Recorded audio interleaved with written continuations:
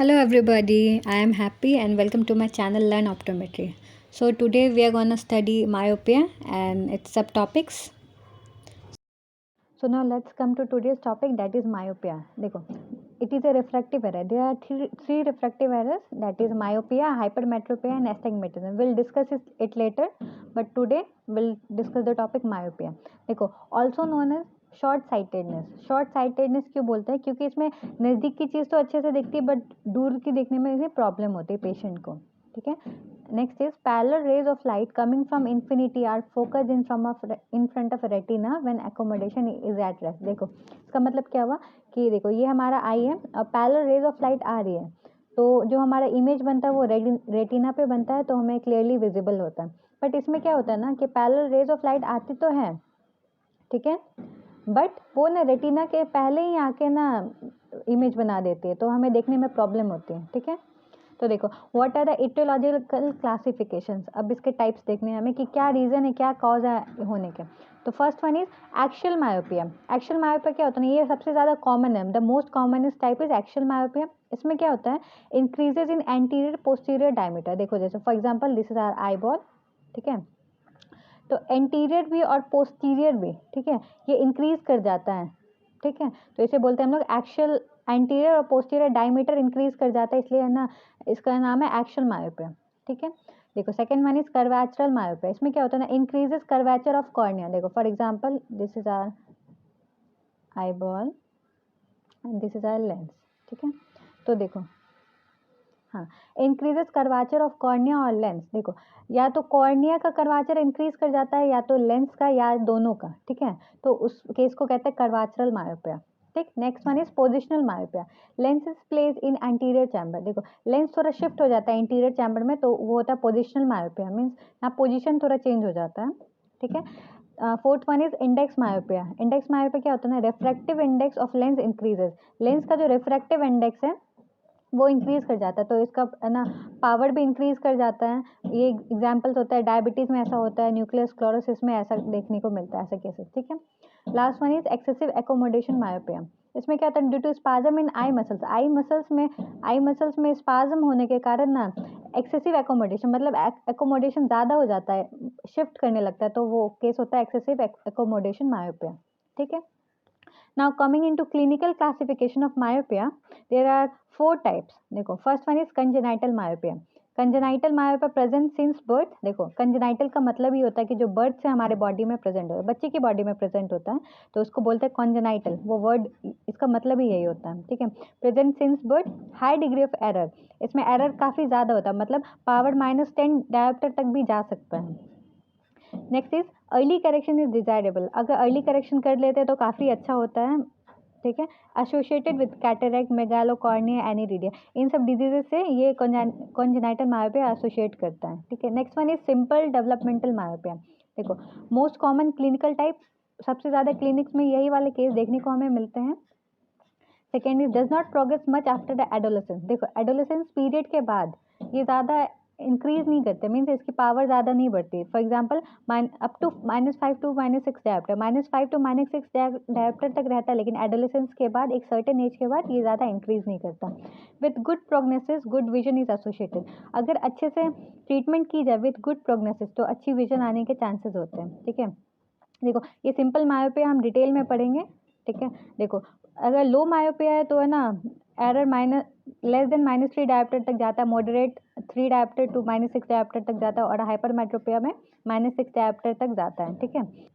देखो अभी हमने क्या पढ़ा? कॉन्जेनाइटल पढ़ा, सिंपल मायोपिया पढ़ा. ठीक है. Next one is pathological myopia, also known as called as progressive या डीजेनरेटिव मायोपिया. ठीक. This is the most important type.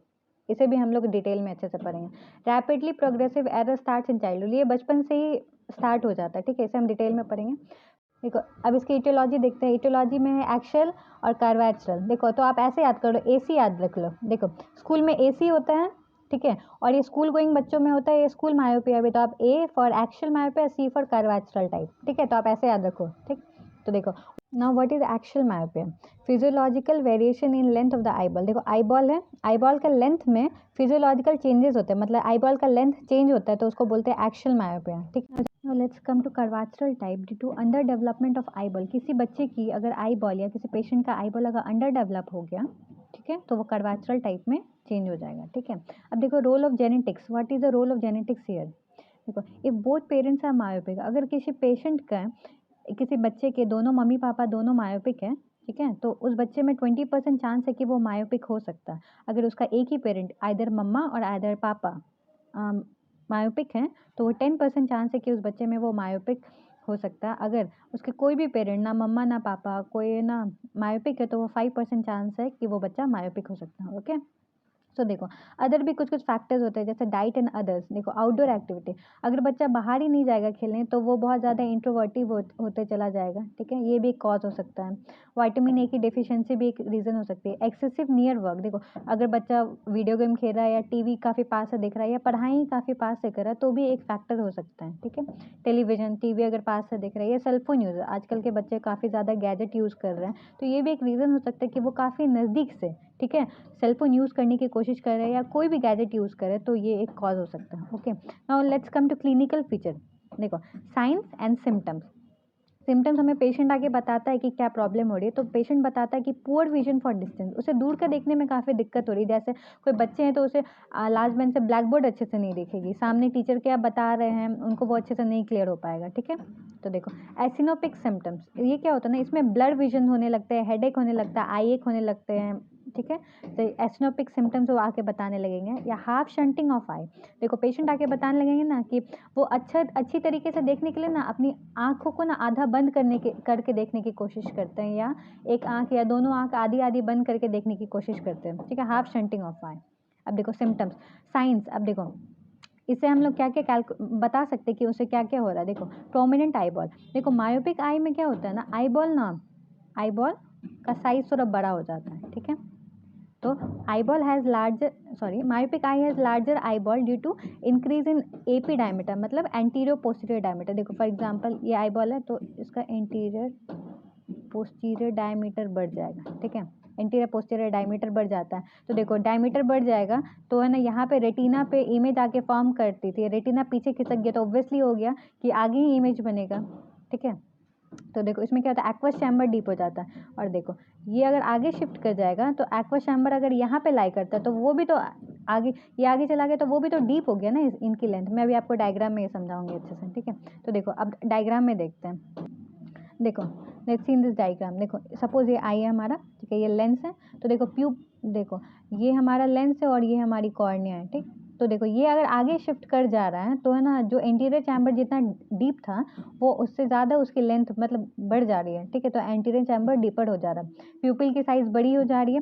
Funds normal ही रहता है इसमें, और इसमें magnitude of refractive error low to moderate. देखो रेफ्रैक्टिव एरर पहले, देखो अगर फॉर एग्जाम्पल देखो पहले हमारी ये कंडीशन थी, ठीक है, अब ये शिफ्ट होके पीछे चला गया तो पहले हमें यहाँ जितनी पावर की ज़रूरत थी अब उससे ज़्यादा पावर की ज़रूरत होगी क्योंकि अब इसका इमेज और भी आगे आगे बनने लगा, ठीक है।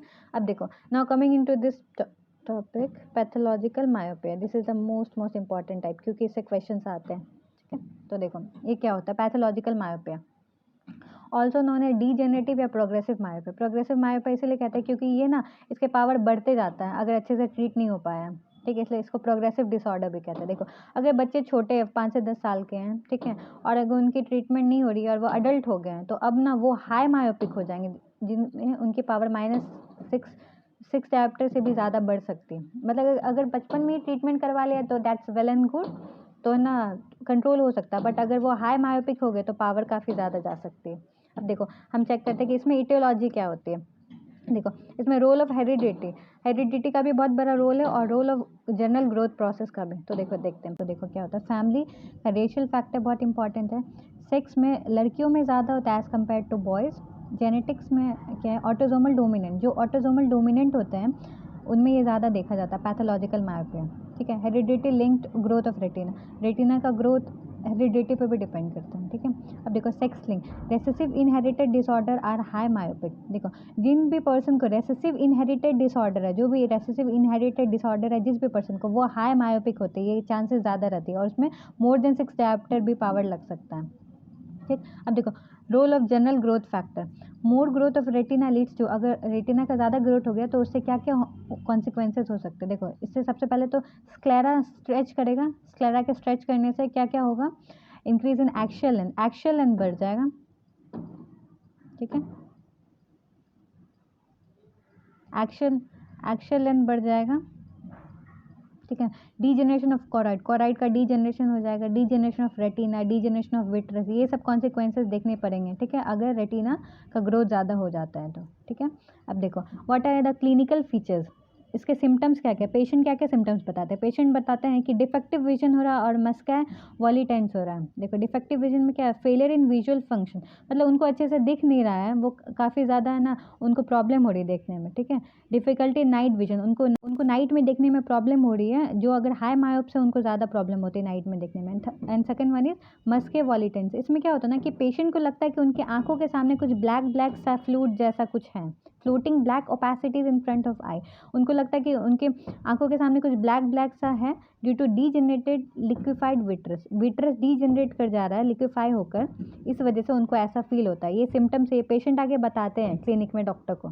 तो देखो साइंस, अब देखो उनमें एक्चुअली होता क्या है, उनमें प्रोमिनेंट आई बॉल हो जाता है, means appear to be elongated, लगता है आई बॉल इलोंगेट कर गया है, ठीक है, ठीक है। एंटीरियर टू इक्वल में बी नॉर्मल, देखो एंटीरियर टू इक्वेटर में बी नॉर्मल, देखो ये जो एंटीरियर पार्ट है ये इक्वेटर का नॉर्मल रहता है, ठीक है, mainly appears to the posterior pole, but ये जो पोस्टीरियर वाला पार्ट है, ये पीछे वाला, ठीक है, ये नॉर्मल नहीं रहता है, ठीक है, अपेयर्स टू बी इलोंगेटेड, ऐसा फील होता है कि इलोंगेट कर गया है। देखो इसमें क्या होता है ना, कॉर्निया लार्ज हो जाता है, एंटीरियर चैम्बर डीप हो जाता है, प्यूपिल लार्ज हो जाता है, मैग्नीट्यूड ऑफ रिफ्रैक्टिव एरर बढ़ जाते हैं, ठीक है, -10 to -40 डायोप्टर तक ये चले जाता है इसका पावर, ठीक है। विजुअल फील्ड कॉन्ट्रैक्शन हो जाता है, ERG इलेक्ट्रॉनिक रेटिनोग्राम ये सब नॉर्मल रहता है। अब देखो फंडस एग्जामिनेशन कैसे करते हैं, तो देखो पहले ऑप्टिक डिस्क लार्ज हो जाता है और पेल हो जाता है, ठीक है। टेम्पोरल एज क्रिसेंटिक मायोपिया, देखो वो ऐसा हो जाता है क्रिसेंटिक मायोपिया जैसा, ठीक है। अब देखो सेकेंड इज डीजेनरेटिव चेंज, इसमें क्या होता है ना, रेटिना और कोराइड में, इन मैक्यूला कोराइडल एट्रोपिक पैचेस, इन मैक्यूला में कोराइडल एट्रोपिक पैचेस देखने को मिलते हैं, और रेटिना और कोराइड में क्या होता है ना, लैटिस डीजेनरेशन हो जाता है, जिसको हम लोग स्नेल ट्रैक लेशन भी कहते हैं, प्रेजेंट विथ रेटिनल होल्स, ठीक है। सिस्टॉइड डीजेनरेशन हो जाता है जो कि ना पेरीफेरी में ही सीन होता है, ठीक है। देखो ये जैसे ये सेंटर हो गया और ये पेरीफेरी में ही सीन होता है, ठीक है। Total retinal atrophy, total retina का एट्रोपी होने लगता है मेनली सेंट्रल एरिया में, ठीक है। अब देखो फॉस्टर फर्स्ट स्पॉट, देखो ये क्या होता है ना, डार्क रेड कलर की सर्कुलर पैच होती है, ये ड्यू टू कोराइडल हेमोरेज के कारण ये डार्क रेड कलर का होता है, और सब रेटिनल न्यूवैस्कुलराइजेशन की वजह से ये सर्कुलर पैचेज होता है, मतलब रेटिना का ना न्यूवैस्कुलराइजेशन, मतलब न्यू ब्लड वेसल्स आके वहाँ पे बनते हैं, ठीक। अब देखो posterior staphyloma due to ectasia of sclera at the posterior pole, देखो क्या होता है ना कि एक्टेशिया हो जाता है, एक्टेशिया मतलब होता है बल्जिंग, ऐसे फूल जाता है, स्क्लेरा का एक्टेशिया होने लगता है, तो जिसको हम लोग बोलते हैं पोस्टीरियर स्टैफिलोमा, ठीक है। अब देखो विट्रस में भी कुछ डीजेनरेटिव चेंजेस होते हैं, देखो लिक्विफिकेशन, विट्रस ओपेसिटी, या विट्रस में ना ओपेसिटी दिखने लगती है, लिक्विफिकेशन विट्रस ओपेसिटी, अभी मैंने आपको पीछे भी बताया था कि पेशेंट आके कंप्लेन करते हैं कि हमें ना अच्छे से नहीं दिख रहा है, हमें ना कुछ ओपेसिटी जैसे दिख रही है, ठीक है, जिसको हम लोग बोलते हैं पोस्ट विट्रस डिटैचमेंट, ओके। अब देखो इसमें कॉम्प्लिकेशंस क्या क्या होते हैं, कॉम्प्लिकेशंस होते हैं कॉम्प्लिकेटेड कैटरैक्ट में कॉम्प्लिकेशन होने लगता है, retinal detachment, vitreous haemorrhage, strabismus for convergence, choroid haemorrhage, ये सब कॉम्प्लिकेशंस आने लगते हैं पेशेंट में, ठीक है। Now what are its treatment, अब इसका ट्रीटमेंट क्या क्या है, देखो बाय प्रिस्क्राइबिंग कनकेव लेंस, देखो ये तो सबको ही पता है कि जब भी मायोपिया होता है कनकेव लेंस देते हैं, ठीक है। तो देखो बाय प्रिस्क्राइबिंग कनकेव लेंस, ठीक, कनकेव लेंस देते हैं, concave lens is a diverging lens, right, diverging lens, ठीक है। अब देखो ये दो तरीके से हम लोग दे सकते हैं, एक तो हम लोग स्पेक्टिकल्स दे सकते हैं चश्मा, या तो कॉन्टैक्ट लेंस दे सकते हैं। अब देखो स्पेक्टिकल्स का ना एडवांटेजेस भी है डिसएडवांटेजेस भी है, बट कॉन्टैक्ट लेंसेज का ज़्यादा एडवांटेज है, इसलिए हम लोग यही प्रीफर करते हैं। देखो जो हाई मायोप्स होते हैं उसको कॉन्टैक्ट लेंस ही दिया जाता है, ठीक है। Peripheral distortion is avoided and magnification produce by concave lens, देखो फॉर एग्जाम्पल देखो ये कोई कुछ है, ठीक है। अब देखो पेरिफेरल डिस्टॉर्शन, मतलब ऐसा नहीं है कि पेरीफेरी का ना डिस्टॉर्ट कर रहा, मतलब पेरीफेरी का चीज़ नहीं दिख रहा है, ऐसा कुछ बात नहीं है। और क्या क्या होता है, कभी कभी क्या होता है ना कि जैसे जो सेंटर में जो चीज़ है ना वो अच्छे से दिख रही है, ठीक है, वो मिनी मतलब छोटा, बहुत छोटा मिनीफिकेशन हो जाता है उसका कनकेव लेंस से, कनकेव लेंस देने के बाद, ठीक है, इसलिए हम लोग कॉन्टैक्ट लेंस ही देते हैं, ठीक है। अब देखो सर्जिकल ट्रीटमेंट क्या है, लैसिक है, रेडियल केराटोटॉमी है, ऑर्थोकेराटोलॉजी है, इंटरकॉर्नियल रिंग इम्प्लांटेशन है, फोटो रिफ्रैक्टिव केराटोटॉमी है, ठीक है। तो देखो इसको आप लोग, एक मैंने बनाया है पोरिल, POR, जैसे लिटिल सोप होता है ना वैसे पोरिल याद रखना। तो देखो P for photo refractive keratotomy, ठीक है, O for ortho keratology, R for radial keratotomy, ठीक है, और फिर I for intercorneal ring implantation and L for LASIK, ठीक है। और radial keratotomy corneal based procedure होता है इसमें, ठीक है। अब देखो हम लोग क्या प्रिवेंटिव मेजर्स ले सकते हैं इसमें, हम लोग ले सकते हैं थेरापेटिक इंटरवेंशंस ले सकते हैं, जनरल मेजर्स ले सकते हैं, या काउंसलिंग कर सकते हैं। थेरापेटिक इंटरवेंशन में हम लोग एट्रोपिन ड्रॉप देते हैं जो कि 0.01% का होता है, और पेरेंजिपिन जेल देते हैं, ठीक है। जनरल मेजर्स में हम लोग पेशेंट को बोल सकते हैं कि विटामिन और प्रोटीन का डाइट इनटेक कर सकता है वो लोग, ठीक है। या अर्ली मैनेजमेंट में ना अगर आपको डिजीज़ दिख रही है तो आप उसको ना बढ़ने मत दो, आप not to progress the disease. अगर आपको थोड़ा भी प्रॉब्लम हो रहा है तो आप उसी समय आके अपनी ट्रीटमेंट करवा लो, ठीक है। Visual hygiene, clarity of print should be good, मतलब अगर आप कुछ पढ़ रहे हो तो ऐसा नहीं कि वो ब्लरी हो या अच्छे से नहीं दिखे, तो है ना आप अपना विजुअल मतलब आँखों की हाइजीन बरत सकते हो इससे, ठीक है। Late night hours should be avoided, मतलब आप रात को अगर जग के पढ़ रहे हो या वीडियो गेम खेल रहे हो या फ़ोन चला रहे हो तो उसे हमें अवॉइड करना चाहिए। And last one is counselling. देखो हेरिडिटरी ट्रांसफ़र, अगर दो मायोपिक पर्सन है, मेल और फीमेल, अगर उन दोनों की शादी हो जाती है तो बच्चे में हाई चांस होता है कि वो मायोपिक हो, तो हम लोग वो हेरिडिटरी ट्रांसफ़र को से बचा सकते हैं। Should be avoided marriage between 2 myopic individual, अगर 2 पर्सन मायोपिक है तो हम लोग उसको अवॉइड करना चाहिए कि उन दोनों की शादी ना हो, क्योंकि अगर उनके बच्चे हुए तो बच्चे में ज़्यादा चांसेस रहता है कि मायोपिक आने में। Okay, this was it for today, hope you like this video, thank you, okay bye.